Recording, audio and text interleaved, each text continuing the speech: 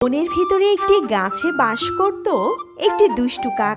কাকটি সব সময় অন্যান্য পাখিদের দেখে হিংসা করত এবং চুরি করা তার স্বভাব ছিল। এছাড়া বনের আরও একটি গাছে বাস করত টুনি ও তার দুই ছানা। তারা ছিল অনেক গরিব, ঠিকমতো দুবেলা খাবারও সংগ্রহ করতে পারত না। টুনির বড় ছানাটি ছিল অনেক ভালো। সে টুনির সাথে মাঠে কাজ করত এবং টুনির সমস্ত দুঃখ কষ্ট ভাগ করে নিত। অন্যদিকে টুনির ছোট ছানাটি ছিল একরুক্ষ ও বদমেজাজি। সে সব সময় ঘরে অশান্তি সৃষ্টি করত। একদিন টুনির ছোট ছানা টুনিকে বলে, মা, ও মা, আমার চকলেট খেতে খুবই ইচ্ছে করছে, আমাকে একটা চকলেট কিনে দাও না মা। মারে, আমি তোকে চকলেট কোথা থেকে কিনে দিব? ঘরে যে কোনো টাকা নেই। না মা, আমাকে চকলেট কিনে দিতেই হবে, নয়তো আমি ঘরের সব কিছু ভেঙে দিব। এই ছোট, তুই দেখছিস না এমনিতেই অনাহারে দিন কাটছে? এমন সময় কোথায় তুই মার কাজে সাহায্য করবি? তা না করে তুই কিনা ঘরে চকলেট খাওয়ার জন্য অশান্তি সৃষ্টি করছিস। থামো, বড় ছোটর সাথে ঝগড়া করিস না। ও তো ছোট, তাই সে বোঝে না। আমি ঈগল মহাজনের কাছে যাচ্ছি। মা মারা যাওয়ার আগে আমাকে যে গয়নাগুলো দিয়েছিল, সেই গয়নাগুলো মহাজনের কাছে বন্ধক দিয়ে দেখি কিছু টাকা আনতে পারি কিনা। টাকা পেলে তোদের দুজনকেই চকলেট কিনে খাওয়াবো। আর যখন হাতে টাকা হবে, তা না হয় টাকা দিয়ে ঈগল মহাজনের কাছে গয়নাগুলো ছাড়িয়ে আনবো। ঠিক আছে মা, তোমার যা ভালো মনে হয় তাই করো।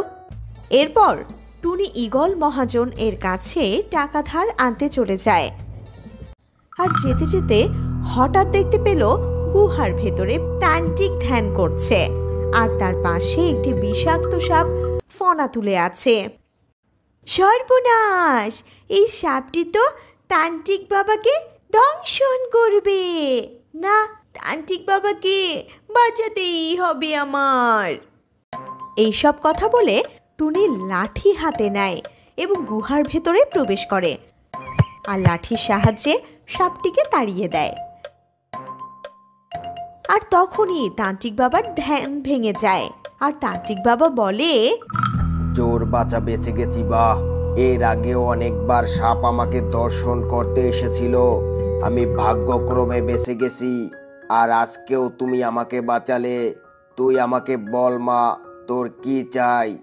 আপনার কাছে আর কি চাইবো তান্ত্রিক বাবা? আমার চাওয়া তো একটাই, আর সেটা হলো চকলেট। আমার ছোট ছানা চকলেট খেতে চাচ্ছে, আর চকলেট না এনে দেওয়ায় বাসায় অশান্তি সৃষ্টি করছে। আমি কি করে চকলেট এনে দিব? আমার হাতে যে একটা টাকাও নেই। আর তাই আমি আমার মায়ের দেওয়া গয়নাগুলো ঈগল মহাজনের কাছে বন্ধক রেখে কিছু টাকা আনতে যাচ্ছিলাম। তবে আমি আর আপনার কাছে কি চাইবো বলুন? টুনি, তুই কোনো চিন্তা করিস না, তোকে আমি একটি জাদুর চকলেট দিচ্ছি। আর সেই জাদুর চকলেটটি তুই মাটিতে শক্তভাবে পুঁতে দিস। পরদিন সকালে দেখতে পাবি সেই চকলেট থেকে একটি গাছ জন্মেছে, আর গাছে অনেক চকলেট হয়েছে। এরপর সেই চকলেট তোর ছানারা খাওয়ার পাশাপাশি তুই বাজারে বিক্রি করে অর্থ উপার্জন করতে পারবি।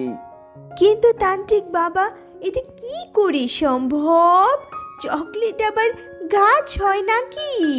তান্ত্রিক বাবা, এটা যে আমার কিছুতেই বিশ্বাস হচ্ছে না। তুই নিয়েই দেখ। আচ্ছা, ঠিক আছে তান্ত্রিক বাবা, আমাকে সেই জাদুর চকলেটটি দিন। এরপর তান্ত্রিক টুনিকে একটা জাদুর চকলেট দেয়। টুনি সেই জাদুর চকলেটটি নিয়ে বাড়ির দিকে রওনা হয়। আর বাসায় এসে টুনি তার দুই ছানাকে সব ঘটনা খুলে বলে।